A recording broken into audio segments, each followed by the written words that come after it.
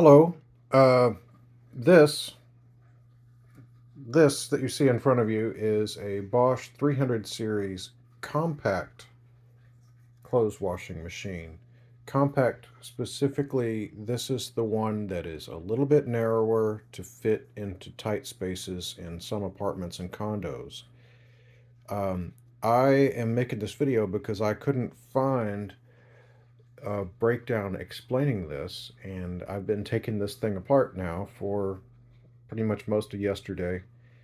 Um, I'm not going to go through the whole process of making the repair to the shock absorbers and reassembling it for you, but I wanted to show you some of what I have learned in the process of taking apart, what you'll need to know to take it apart, and what you'll need to know to put it back together. So you could see if your control panel looks like this one, it's a 300 series. It has the capacitive touch controls, the knob. And that's where the soap drawer goes. It's significantly narrower than the standard size of the 300 series. So, what do you need to know to take this apart? If you have a shock absorber problem like I have, the guides that you'll find online to replace these, I could only find references to the full-size machines, and they come apart differently. So this is what I had to do, and hopefully I'll be able to remember these steps in the right order because I had to do everything to take this thing apart. These two screws that hold the top on, one in this corner and one in this corner, you'll take those out and you will be able to wiggle the top back slightly and it will come unlocked. You'll be able to lift up the back and it just lifts off. It engages with some of these holes in this bar in the front. Not sure which ones, but you get the idea. You lift that up out of the way, and then you need to remove 15 sheet metal machine screws all around the perimeter of the back panel, because this shock absorber in the back corner, this is the, as you're looking at the front of the machine, that would be the back left corner of the machine. In order to access these with a tool, you have to take the back panel off. But let's say you just need to do the belt. All you need to take off is the back panel. Easy peasy. Only 15 screws. Okay, so we've got the back panel off. We've got the top off. To get this off the front control panel, there are 3 screws that are at first hidden. You will need to remove the soap drawer. It comes out like a typical cabinet drawer. It comes out. You will lift it up slightly. Where did it go? Here it is. You'll need to lift it up slightly to disengage it from its slot, and you'll push this down, this flexi thing. You'll push this down. This will disengage and allow it to come the rest of the way out. With that out of the way, you can access those 3 screws. Sorry. You will need a wet dry vac to take this thing apart because it's going to pee all over your floor if you don't. One screw goes into plastic. There's a mix and match of different screw and thread types. So this one screws into plastic. It's a coarse thread screw.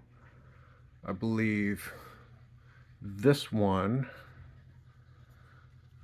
that you'll access here goes into sheet metal. This one goes into sheet metal. This is the one I think that went into plastic. I might have those reversed, but you get the idea.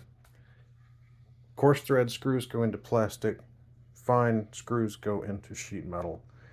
So you've got those screws out, and then you have a puzzle. These clips will lift up and they will disengage.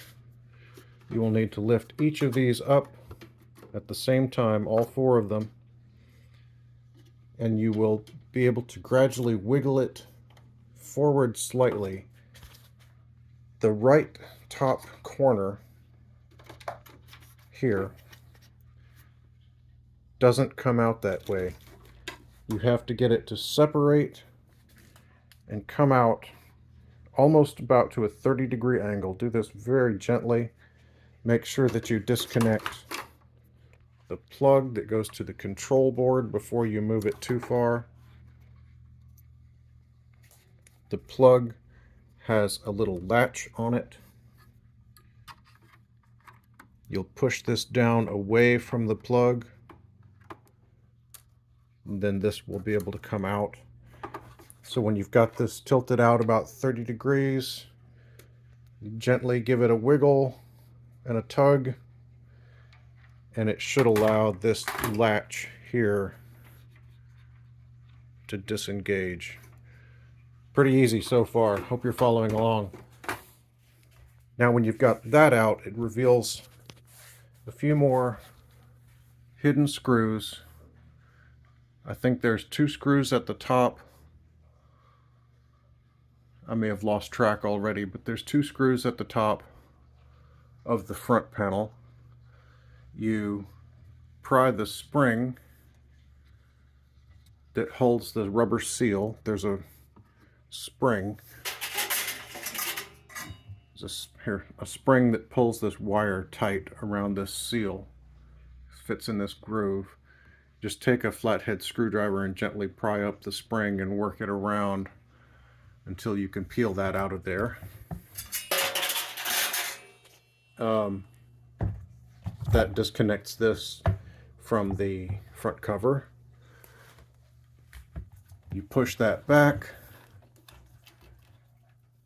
This little black plug is for the door latch.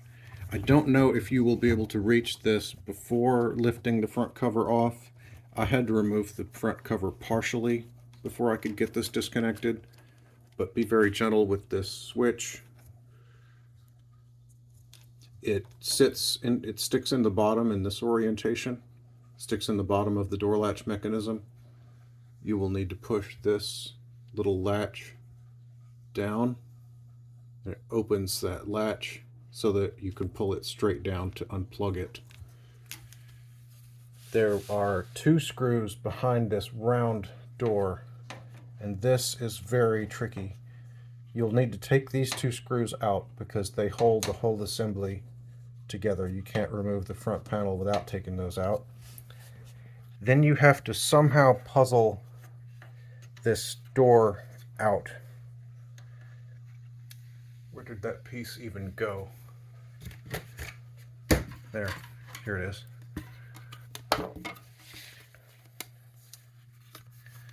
Excellent cinematography.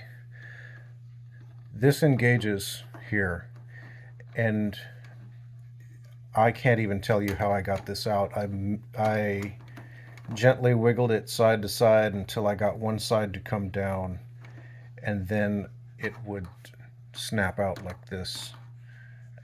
I don't know if that's the correct way. Be very careful with this piece. Those little tabs look very fragile. Be careful with that piece. So you've got that trapdoor out of the way. This is to clean out the pump, by the way. It's a good idea to open this up, and you take this out. Water's going to barf all over the place, but I've already vacuumed mine out. If you get debris stuck in there, such as a nickel or anything, it gets caught up in there. That's a sidetrack. This is the shock absorber. That's what they look like. I reckon that's about 8 inches long. This is the one that's blown out. I've already replaced the one here. This is the front left corner. So there's two on the left side, there's one on the right. This bolt down here, I don't know if you can see my finger from this angle, that one is a 14 millimeter. This one is a 10 millimeter. The 10 millimeter threads into plastic, so don't over torque it and strip it. The 14 millimeter goes into sheet metal, so it can go tighter, but it's only a thin piece of sheet metal, so I would still be careful not to get it secure, but don't strip that out. The one that is on the right side is back here. This is something that is similar to the larger units.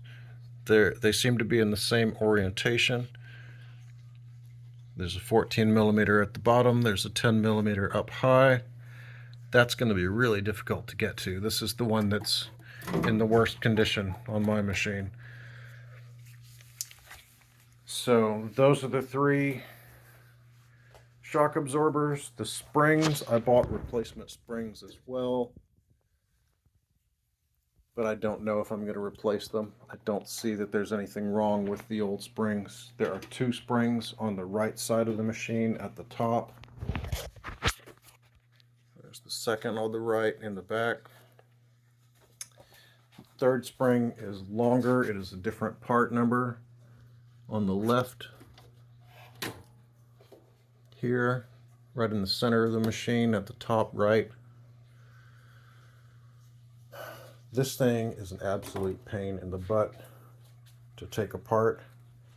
I hope this helps somebody disassemble this thing. Watch the video in reverse to put it back together.